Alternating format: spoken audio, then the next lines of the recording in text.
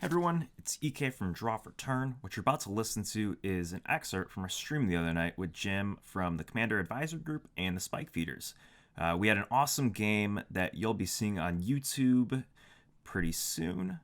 But we wanted to get this out because we know we deprived you of a proper episode last week, considering we were celebrating our 1 year anniversary and decided to play Commander instead. So, hope you enjoy. And super special thanks again to Jim for taking the time out of his busy schedule to spend time with us. We know that we enjoyed it, and we know that the people who were there live enjoyed it, and we wanted to share every little bit of it with everyone else. Oh, Jim, thank you so much for joining us for a very intense game. Yeah, thanks for having me. I enjoyed story time too, because these are the things that we don't get to hear that we want to. Yeah. Well, tell you what. Before I go, do you have any questions for me? Being on the keg. Yeah, I was gonna say I guess the question is, how did you get there, and what's your like? Is there like a day to day with the CAG that you guys do, or? Yeah, there is. So how I got there is I was kind of screaming into the void on Twitter. I was very frustrated about Flash in Commander. The existence of, or the banning of? Well, the unbanning of Protean Hulk created a real problem with Flash, because the problem didn't exist. It was kind of created. Because Flash Hulk is banned in like every other format, right? Or like except for restricted vintage, and like it's pointed in Canlander, like to the point where you can't reasonably play it in a deck, and like it's a very well-known combo. When Protean Hulk was unbanned, it just sort of became the first best thing that you can do in Commander. And I kind of tweeted a little bit of a frustrated post, because around the same time they unbanned Protean Hulk. It was like a little after that, but they updated the philosophy document, and that was when they launched the new website. And I was frustrated with it, because it really seemed like the philosophy document was full of like value judgment type language about the ways that certain people choose to play Commander. Anyway, as a result of that post, Sheldon reached out to me and said, hey, like, do you want to talk about this? And I said, sure. So Sheldon and I just kind of started talking. That was maybe a little less than 2 years ago. And we were kind of talking off and on. And then kind of in the lead up to Flash getting banned, he reached out to me, Siggy from the Lab Maniacs, Shake and Shimmy, who owns the cEDH subreddit, I think, or the cEDH Discord. It was like a bunch of community leaders from the cEDH community, and then me, which, I mean, maybe I am, maybe I'm not. I really don't think I am, but anyway, so we talked about Flash like a lot. We talked about cEDH, we talked with Sheldon and the other members of the rules committee, and like after a few months, I had kind of said what I wanted to say, and then I kind of left. There was a private Discord server where this was all going down, and I left that Discord server, and I said, that's kind of my piece, that's what I had to say about it, and I left. And then a little while later, Flash got banned, and a little while after that, Sheldon kind of approached me and said, like, hey, if we were to offer you this position, would you take it? That kind of thing. And a little while after that, they offered me the position on the CAG. In terms of day to day, it's we have like a joint Discord channel with all the members of the CAG and all the members of the rules committee. Right now, like, it's spoiler season that's going on, so we're mostly just talking about new cards. Nothing particularly heavy. Like, it's mostly just what people like and dislike. But occasionally it gets a little on the heavy side when somebody gets frustrated with a new card that gets previewed. If it's something that is maybe negative for the format or perceived to be negative for the format. And then quarterly we have like an official meeting where we actually hash it out for like 3 hours and talk about everything that's going on in Commander right now. Gotcha. So it's not. So there is like stuff you do every day, but for the most part, it's not like you guys meet every day or whatever. No. The ongoing discussion in the CAG Discord is like, it's maybe like one conversation a week, I would say. I gotcha. And the conversation might go for about a day, but it's like slow-paced conversation because there's only 10, 14 people in the room. So. Gotcha. Who's the next? So I actually want to piggyback off that question. Yeah. So. And piggybacking off this, this frustration with Flash, and the way Flash was perceived was, that's a cEDH problem versus like a casual problem. How do you separate, this like discourse of, this card needs a ban when it might only be a problem, quote unquote, in one subsection of the format? I look at a card, one of the new cards like Void Mirror, where it's like, I can't play my colorless deck into something like that. And in a roundabout way on paper, it feels like it's the same sort of discourse surrounding it, where it majorly affects a subsection of the community, but not the community at large. It's a really good question. Flash was a little bit different for me for a couple of reasons. The first one, you had a personal stake in it as a player of the higher end of the format, right? Yeah, but Flash was like pretty substantially different to me from much of the stuff that people are talking about these days, and that encompasses like Void Mirror. It encompasses, that's understandable. Ad nauseum, Fast as Oracle. Like, so the two main things that were different for me about Flash was, the first one was that it was so much better than the next best thing that was available, right? Like right now, if you look at the cEDH meta or whatever, like if you were to compare power levels of available cards, among the sort of usual suspects in ban list conversations in popular media, like Ad nauseum and like Underworld Breach and Dockside Extortionist and Fast as Oracle, like they're all about the same. If one is better, it's not better by like an order of magnitude. It's not like 2 or 3 turns earlier in the game. It's not like, you can win before, the first person draws their first card in the game. So like it's kind of a different category of card. To me, it's up there with things that like, as an example, it's up there with like Black Lotus in that it enables things that like are so game-breakingly good that they shouldn't be legal, kind of thing. And the second thing is that the culture of the Commander community as a whole at the time was a lot different than it is right now. The cEDH community as a whole, I think, was feeling very... I want to put this delicately because I don't want to make it seem like they were like persecuted or like discriminated against, because I think that that's really strong language that doesn't help anybody. Would you say like feeling disenfranchised? Yeah, like they just kind of felt like they weren't, like they didn't belong, It wasn't anything as extreme as like discrimination, but they definitely felt like they weren't part of the in-group, like they weren't part of Commander, like they were just kind of piggybacking on something that wasn't for them. And like as a Commander player, I know how that feels because I've had people like call me a sociopath for playing cEDH and stuff like that, and it sucks, And like obviously I'm not a sociopath. I love playing Commander at every power level. And like for me, what I really wanted to show people was that like cEDH is more like if you think about all the knobs that you can turn to vary your play experiences, right? Like, maybe today I want to build a Vorthos deck, or like I want to try building a deck of every color combination, or I want a tribal deck today, or whatever. Like there's all these knobs you can turn to be like, I want to play a different game of Commander than I played yesterday. For me, power level is one of those things where you can say like, we just had a really grindy game that was all decided with combat. The next game, I just want to pull out all the stops and play a game on the stack and have it over in 45 minutes and call it a night, Like that's what it is for me. I don't see it as being functionally or materially different than the rest of Commander. I just see it as a different expression of it, Yeah. And so like at the time, a lot of EDH players just in the general community, had a lot of really strong opinions about cEDH or what they thought cEDH was.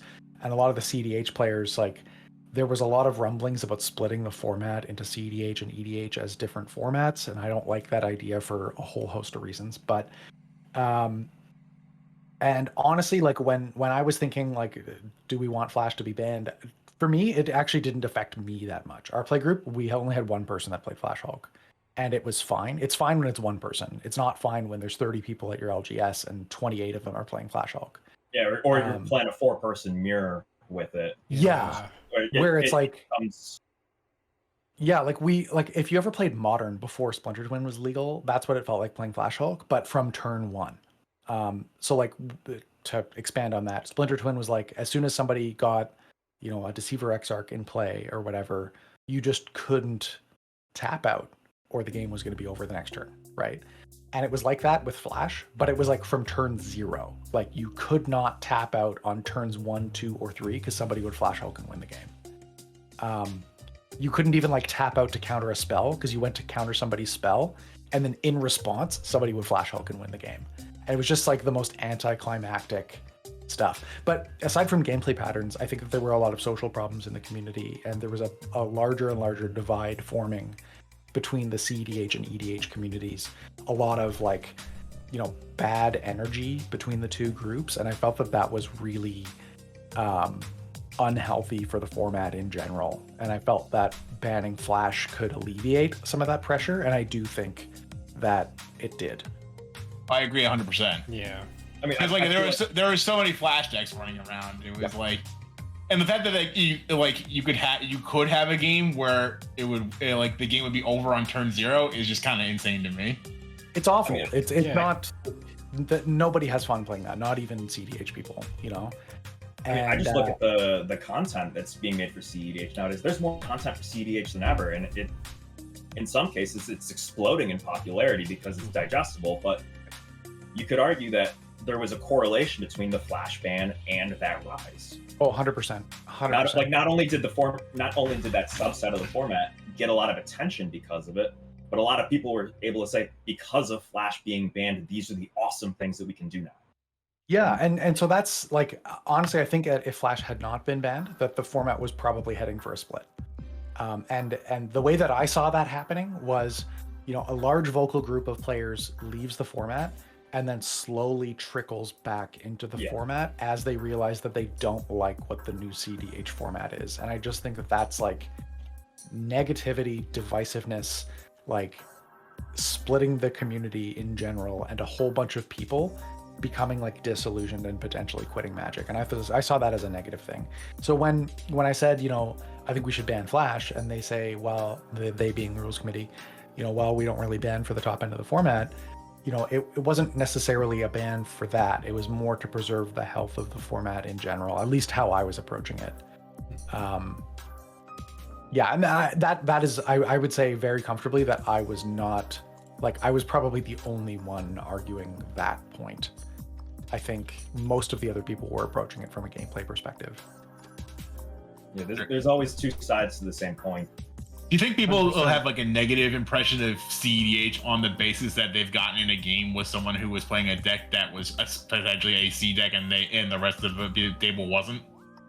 I think that there's two like major groups of people that have negative opinions about cEDH. The first group is typically, I did a video on this about power levels. I think that a lot the of one that you did with Alex, right? No, it was before that, but that one is a really good one. Okay, but, because I've been sharing that one around and people have loved it. Yeah, it's a video about power levels, and it says that power levels, like, it's tough to distill them to a single number because people have a different concept of where the ceiling of the format is. Absolutely. Like about what's possible. So if you go to your LGS and the best deck at your LGS, like at my LGS, it was a cEDH deck for the longest time. This is before any of us powered up or anything like that. It was a Captain cEDH deck. It was like totally foiled out. The guy carried it in a briefcase and like all this stuff. And like that was my concept of what's possible in the format for the longest time. And so if like I went into that LGS and I got my ass kicked by this cEDH deck, I might say, well, this guy came in with a super powerful deck. And then, I might be talking to somebody and they may be saying, oh, well, that guy's a cEDH asshole, right? Like, obviously he's there to, to win, and he doesn't want to have fun and all that kind of stuff. And meanwhile, that has nothing to do with cEDH. There are no Captain cEDH EDH decks or cEDH decks. And so, it's a case of like hearing something and then, learning about a concept that exists and assuming that they're the same thing. And then I think the other group is actually a pretty reasonable. I don't agree with it, but I can see how people get there, which is that, EDH was explicitly designed as a way for people to play Magic where they didn't have to deal with the problems that come from people constantly powering up their decks like in other constructed formats.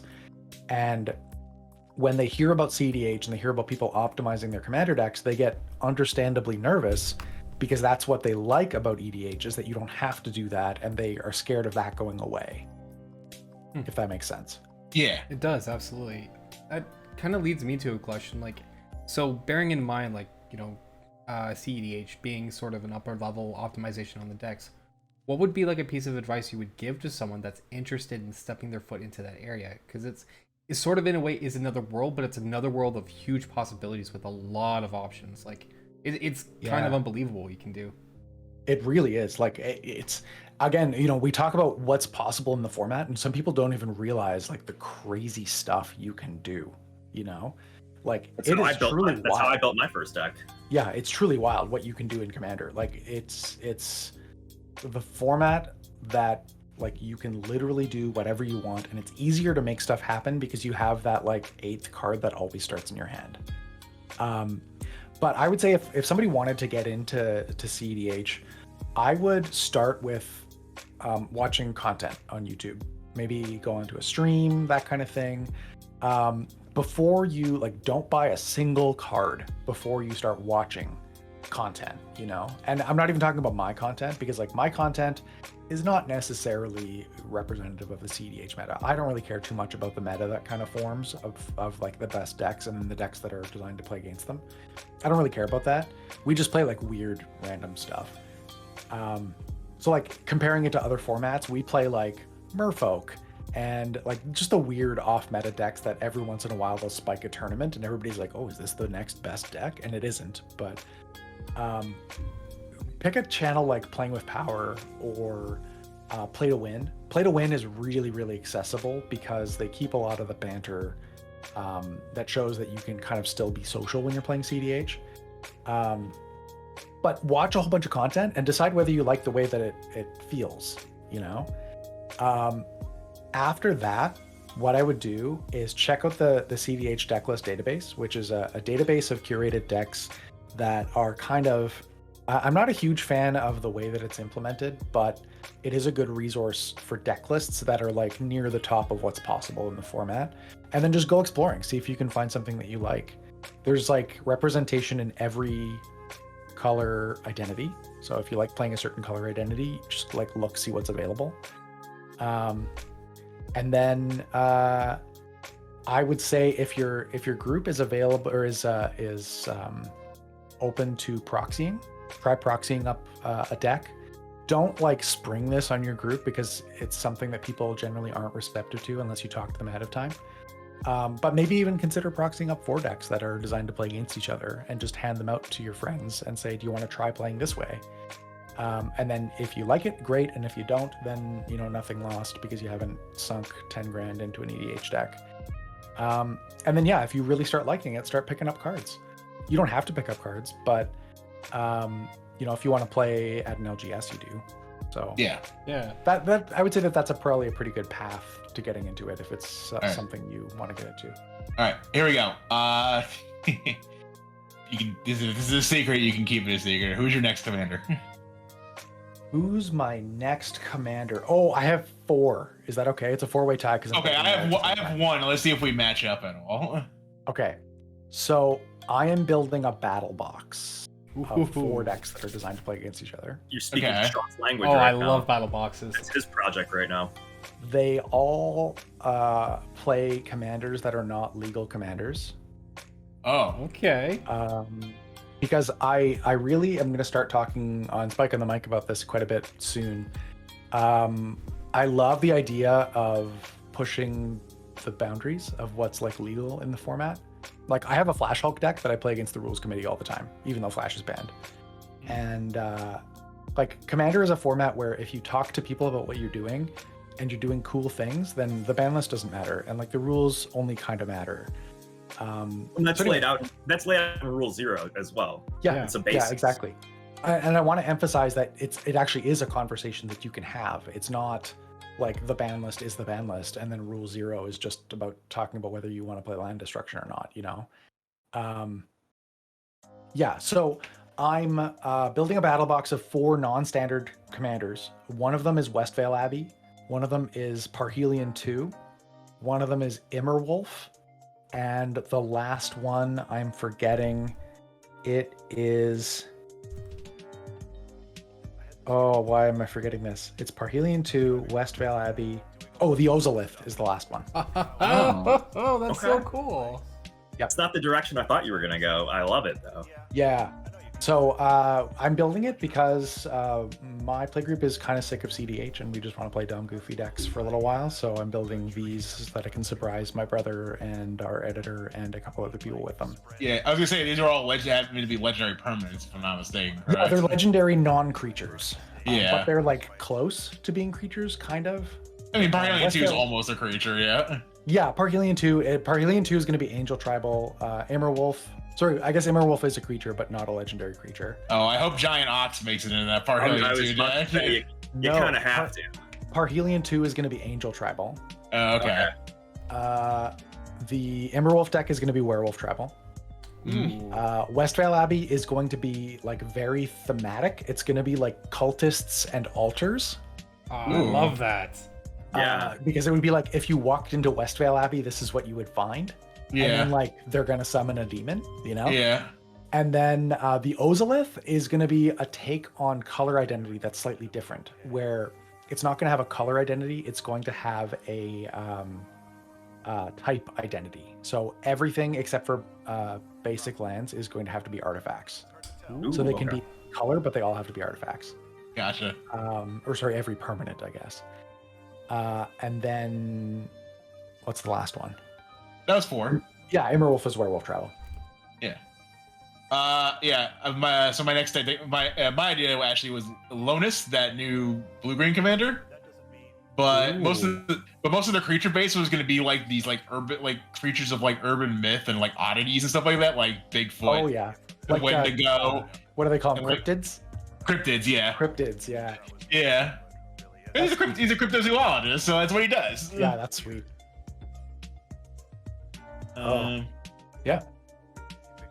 I'm looking, I- I'm looking to see if chat had a question real quick. Oh yeah, but chat. You got any questions? Yeah. I don't see I'm any here. in I'm there. not going anywhere.